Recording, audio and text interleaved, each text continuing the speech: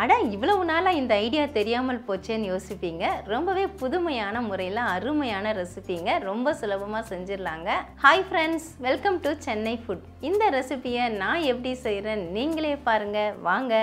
இந்த ரெசிபி செய்கிறதுக்காக நான் கோதுமை மாவு எடுத்திருக்கேங்க. நீங்கள் வீட்டில் அரைச்ச கோதுமை மாவும் பயன்படுத்தலாம், இல்லை கடையில் வாங்கி கூட பயன்படுத்தலாம். 250 கிராம் அளவுள்ள மெஷரிங் கப்பில் நான் 2 கப்பு சேர்க்க போகிறேன். மிக்சிங் பவுலில் சேர்த்துக்கலாம். 1 கப்பு ஏற்கனவே சேர்த்துட்டேன். இப்போ 2வது கப்பும் நான் சேர்த்துக்கிறேன். இது கோதுமை மாவில் மட்டும்தான் நம்ம செய்ய போகிறோம். தேவையான அளவு உப்பு சேர்த்துக்கலாம். நான் 1/2 டீஸ்பூன் அளவுக்கு சால்ட்டு சேர்க்குறேன். சேர்த்துட்டு அப்படியே நல்லா கலந்து விட்டுடுங்க. சால்ட்டு சேர்த்துட்டு நல்லா படும்படியாக கலந்து விட்டாச்சுங்க. இப்போ கொஞ்சம் கொஞ்சமாக நம்ம தண்ணி சேர்த்துக்கலாம். ஒரு கெட்டியான சப்பாத்தி மாவு பதத்துக்கு பிசையணும். ரொம்ப லூஸாக பிசையக்கூடாது, நல்லா டைட்டாக இருக்கிறபடியாக கெட்டியாக பிசையணும். கொஞ்சம் கொஞ்சமாக தண்ணி சேர்த்து நல்லா கெட்டியாக பிசைஞ்சிட்டேங்க. மாவை இழுத்தா பாருங்கள், அப்படியே நல்லா ரப்பர் மாதிரி இழுப்படணும். இந்த மாதிரி கெட்டியாக பிசைஞ்சிக்கணும். இப்போ நான் 1 சேர்த்துக்கிறேன். இப்போ மொத்தமாகவே 1 சேர்த்து ஒரு பந்து மாதிரி நான் உருட்டி எடுத்துருக்கேன். இந்த மாதிரி உருட்டி எடுத்துக்கோங்க. மாவு இந்த மாதிரி பந்து மாதிரி உருட்டி எடுத்ததுக்கப்புறமா வீட்டில் இருக்கக்கூடிய ஒரு கத்தரிக்கோல் எடுத்துக்கோங்க. அது லைட்டாக எண்ணெய் தடவி வச்சுருக்கேன். அதில் இந்த மாதிரி நம்ம கட் பண்ண போகிறோம். ரொம்ப தடிமனாக கட் பண்ணாமல் கொஞ்சம் மெலிசாக இந்த மாதிரி இருக்க மாதிரி கட் பண்ணிக்கோங்க. இது மாதிரி கட் பண்ணால் சாப்பிட்றதுக்கு ரொம்பவே நல்லாயிருக்கும். நம்ம கையிலேயே கூட உருட்டி போடலாம். இந்த மாதிரி ஷேப்பில் பண்ணி கொடுக்கும்போது குழந்தைங்க விரும்பி சாப்பிடுவாங்க. அது ஒரு டிஃப்ரெண்ட்டாக இருக்கும். இன்னும் உங்களுக்கு ஷேப் நிறைய வேணும்னா ஃபோர்க் ஸ்பூனில் வச்சு கூட நம்ம உருட்டி எடுக்கலாம். நாம் ரெடி பண்ண மாவு எல்லாத்தையுமே பாருங்கள் நான் கட் பண்ணி எடுத்துக்கிட்டேன். இது மாதிரி நீங்கள் ரெடி பண்ணிவிட்டு இதை வெயிலில் காய வச்சுட்டு கூட நம்ம ஸ்டோர் பண்ணி வச்சுக்கலாங்க. நான் இப்போ அப்படியே ஃப்ரெஷ்ஷாக தான் செய்ய போகிறேன். கட் பண்ண மாவை வேக வைக்கிறதுக்காக ஒரு பேனில் 3 டம்ளர் அளவுக்கு தண்ணி ஊற்றி வச்சுருக்கோங்க. தண்ணியும் கொதிக்க ஆரம்பிச்சிருச்சு. 1/2 டீஸ்பூன் அளவுக்கு சால்ட்டு போட்டுக்கலாம். ஏற்கனவே நம்ம மாவில் சேர்த்துருக்கோம். 1 டீஸ்பூன் அளவுக்கு சமையல் எண்ணெய் சேர்த்துக்கலாம். ஒன்றோட ஒன்று ஒட்டாமல் வரும். சேர்த்துட்டு அப்படியே நல்லா கலந்து விட்டுடலாம். தண்ணி இப்போ நல்லா கொதிக்க ஆரம்பிச்சிருக்குதுங்க. ஹை ஃப்ளேமில் தான் வச்சுருக்கிறேன். அப்படியே கொஞ்சம் கொஞ்சமாக அள்ளி அப்படியே உதுத்து விட்ட மாதிரி போட்டுக்கலாம். நீங்கள் வந்து தண்ணியில் வேக வச்சா அதில் சத்து போயிடுமே, அப்படி வேக வைக்கலாமான்னு கேட்குறீங்க. நம்ம கடையிலலாம் வாங்கினா அப்படி தான் நம்ம வேக வைப்போம். உங்களுக்கு வேண்டாம்னு நினச்சிங்கன்னா இட்லி தட்டில் கூட வேக வச்சுக்கலாம், இட்லி பானையில் கூட. ஆனால் இதில் இருக்கக்கூடிய அந்த ஒரு வழவழப்பு, அந்த கொழப்பெல்லாம் இந்த தண்ணியில் வந்து இறங்கிடும். அதுக்காக தான் நம்ம இந்த மாதிரி வேக வச்சு எடுக்கிறோம். இது மாதிரி எல்லாத்தையும் போட்டுட்டு நல்லா கொதிக்க ஆரம்பிக்கணும். கொதிக்க ஆரம்பித்து ஒரு 3 நிமிஷம் வேக விட்டால் போகிறோங்க. 3 நிமிஷத்துலேருந்து 4 நிமிஷம். ஏன்னா நம்ம மெலிசாக தான் ரெடி பண்ணியிருக்கோம். ஸ்டவ் ஹை ஃப்ளேம்லேயே வச்சுக்கோங்க. நாம் கட் பண்ண பீசஸ் எல்லாத்தையும் இதில் போட்டாச்சுங்க. பாருங்கள், இந்த மாதிரி ஸ்பூன் வச்சுட்டு அப்படியே லைட்டாக கலந்து விட்டுட்டா போதும். இப்போ ஒரு 2 நிமிஷம் இல்லை 3 நிமிஷம் ஆகும். தண்ணி கொதிக்கிறதோட பார்த்தீங்கன்னா ஒரு 1 நிமிஷத்துக்கு மேலே ஆச்சு. இப்போ நம்ம எக்ஸ்ட்ராவாக இன்னும் ஒரு 2-3 நிமிஷம் தான் வேக வைக்கிற மாதிரி இருக்கும். இப்போ 2 நிமிஷம் ஆயிடுச்சுங்க. இப்போ நல்லா கலந்து விட்டுட்டு அப்படியே கரண்டியில் அள்ளி தண்ணியை வடிய விட்டு எடுத்துக்கலாம். இல்லை நார்மல் வாட்டருக்கு மாற்றிட்டு கூட நம்ம எடுத்துக்கலாம். அதில் இருக்கக்கூடிய பிசுப்பு எல்லாமே போயிடும். இப்போ நான் ஸ்டவ் ஆஃப் பண்ணிக்கிறேன். இந்த மாதிரி வலைக்கரண்டிக்கு மாற்றி விட்டுக்கலாம். மாற்றிட்டு இது தண்ணி வடிய விட்டுட்டு வேற ஒரு பவுலுக்கு மாற்றிக்கலாம். இல்லை நீங்கள் இதை ஒரு அலசிட்டு கூட நீங்கள் மாற்றி விட்டுக்கலாம். இப்போ நான் பவுலுக்கு மாற்றிக்கிறேன். அவ்வளவுதாங்க, கோதுமை மாவு வச்சு அருமையாக பாஸ்தா நம்ம தயார் பண்ணிட்டோம். இது வெந்துருச்சா இல்லையான்னு அப்படி நம்ம பார்க்கணுன்னா இந்த மாதிரி உடைச்சிட்டு பார்க்கலாம். இதை பாருங்கள், அப்படியே நல்லா பிஞ்சு வருது. மாவு ஒட்டாமல் வருது, நல்லா பிஞ்சு வருது பாருங்கள். இதுதான் பதம். இதில் நம்ம கிட்டத்தட்ட 3 நிமிஷத்துலேருந்து 4 நிமிஷம் வேக விட்டோம். நான் தண்ணியில் ஊற்றின எண்ணெய் தாங்க, எக்ஸ்ட்ரா எதுவும் நான் எண்ணெய் ஊற்றலை. ஆனால் நார்மல் வாட்டரில் ஒரு தடவை நான் அலசி தண்ணி வடித்து எடுத்து வச்சுருக்கேன். நான் ஏற்கனவே சொன்ன மாதிரி அந்த குழப்பு இருக்கும், அதுக்காக தான் நம்ம செய்கிறோம். இப்போ இதை வச்சு தான் நம்ம இந்த ரெசிபியை செய்ய போகிறோம். ஸ்டவ் ஆன் பண்ணிவிட்டு ஸ்டவ்வில் கடாய் வச்சுருக்காங்க. ஸ்டவ் ஹை ஃப்ளேம்லேயே வச்சுக்கோங்க. நான் 2 டேபிள் ஸ்பூன் அளவுக்கு சமையல் எண்ணெய் சேர்க்குறேன். நீங்கள் எடுக்கிற அளவை பொறுத்து எண்ணெய் கூட்டி குறைச்சி சேர்த்துக்கோங்க. எண்ணெய் ஓரளவுக்கு சூடானதும் துருவின இஞ்சி 1 இன்ச் அளவுக்கு இஞ்சி தோல் நீக்கிட்டு துருவி வச்சுருக்கேன். அதே இதில் சேர்த்துக்கிறேன். கூடவே பார்த்தீங்கன்னா ஒரு 4 பூண்டு பற்கள், அதையும் தோலை நீக்கிட்டு துருவி வச்சுருக்கேன். அதையும் இதில் சேர்த்துக்கிறேன். லேசாக இந்த இஞ்சி பூண்டு வதங்கட்டும். நாம் சேர்த்த இஞ்சி பூண்டு பாருங்கள் எண்ணெயில் நல்லாவே பொரிஞ்சிருச்சு. இப்போ ஒரு மீடியம் சைஸ் வெங்காயத்தை நீல வாக்கில் நான் கட் பண்ணி வச்சுருக்கேன். அதை இதில் சேர்த்துக்கிறேன். வெங்காயம் சேர்த்துட்டு ஒரு 2 பரட்டி விட்டுடுங்க. ஸ்டவ் ஹை ஃப்ளேம்லேயே வச்சுக்கோங்க. ஒரு மீடியம் சைஸ் தக்காளியை பொடியாக நறுக்கி வச்சுருக்கேன், அதை இதில் சேர்த்துக்கிறேன். தக்காளி ஆப்ஷனல் தாங்க, நீங்கள் பிடிச்சிருந்தா சேர்த்துக்கோங்க.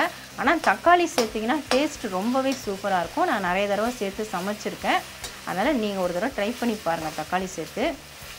வெங்காயம் தக்காளி பாருங்கள் இப்போ ஓரளவுக்கு வதங்கியிருக்குது, ரொம்ப நிறம் மாற வேண்டாம். அதாவது கண்ணாடி பதம் சொல்லுவோம் இல்லைங்களா, அந்த அளவுக்கு வதங்கினாலே போதும்.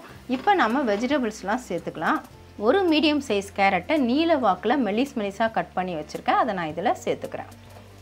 ஒரு பெரிய குடை மிளகாய், அதையும் நீல வாக்கில் கட் பண்ணி வச்சுருக்கேன், அதையும் நான் இதில் சேர்த்துக்கிறேன். உங்களுக்கு பிடிச்ச வெஜிடபிள்ஸ் எது வேணுனாலும் நீங்கள் சேர்த்துக்கலாங்க, கோஸ் கூட சேர்த்துக்கலாம். இப்போ சேர்த்துட்டு ஒரு கலந்து விட்டுறலாம். நம்ம வெங்காயம் தக்காளி வதக்கின மாதிரி இந்த குடை மிளகாய் கேரட்டையும் ஒரு 1 நிமிஷம் போல் வதக்கிக்கலாம். ரொம்ப வதங்கணுன்ட்டு அவசியம் இல்லை, ஓரளவுக்கு வதங்கினா போதும்.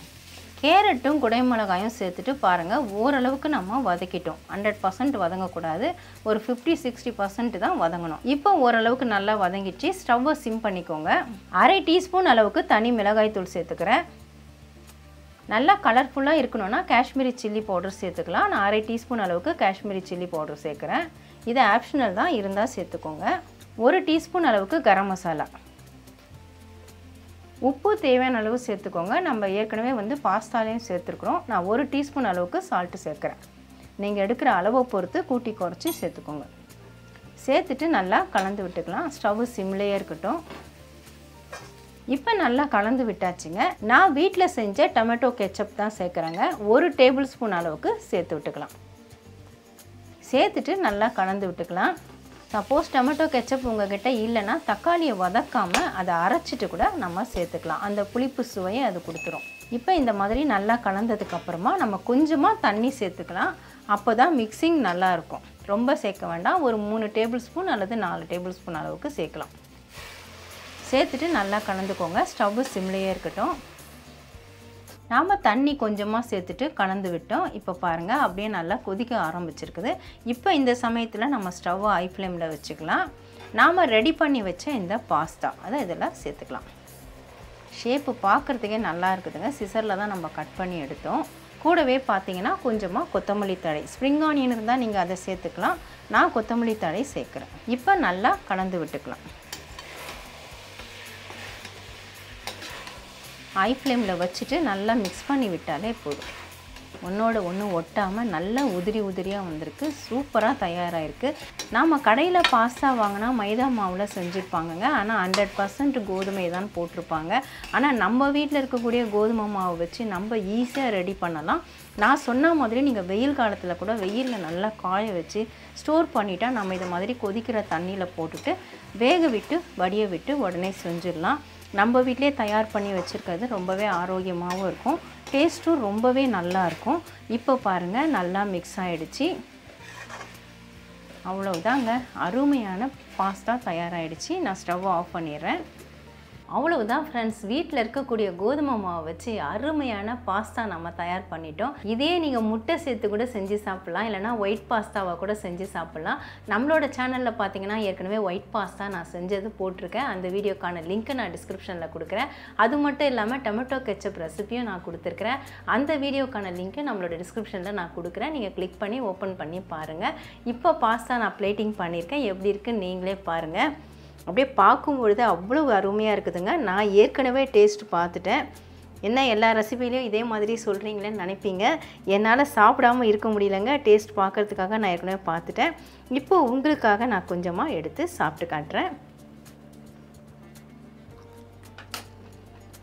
ரொம்பவே டேஸ்ட்டாக இருக்குதுங்க. நம்ம மெலிஸாக தான் கட் பண்ணியிருந்தோம், ரொம்ப தடிமனாக கட் பண்ணல, அதே மாதிரி ரொம்ப பெருசாகவும் நம்ம கட் பண்ணலை. அதனால் அவ்வளோ டேஸ்ட்டாக இருக்குது. வாயில் வச்ச உடனே அப்படியே 2 கடி கடிச்சோடனே வடிக்கிட்டு ஓடிடுது. இதில் சேர்த்துருக்கக்கூடிய உப்பு, காரம், புளிப்பு எல்லாமே கரெக்டாக இருக்குதுங்க. எதுவுமே நான் எக்ஸ்ட்ரா சேர்க்கலை, எல்லாமே உங்களுக்கு காமிச்சது தான். வீடியோவில் என்ன காமிச்சிருக்கணும் அதே அளவு தாங்க சேர்த்துருக்குறேன்.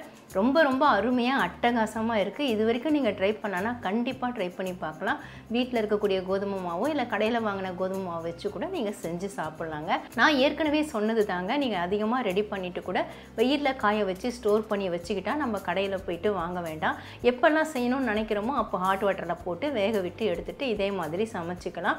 டேஸ்ட் அவ்வளோ அருமையாக அட்டகாசமாக இருக்கும். கண்டிப்பாக ட்ரை பண்ணி பாருங்கள் ஃப்ரெண்ட்ஸ். ட்ரை பண்ணி பார்த்துட்டு எப்படி இருந்து எனக்கு கமெண்ட் பண்ணுங்கள்.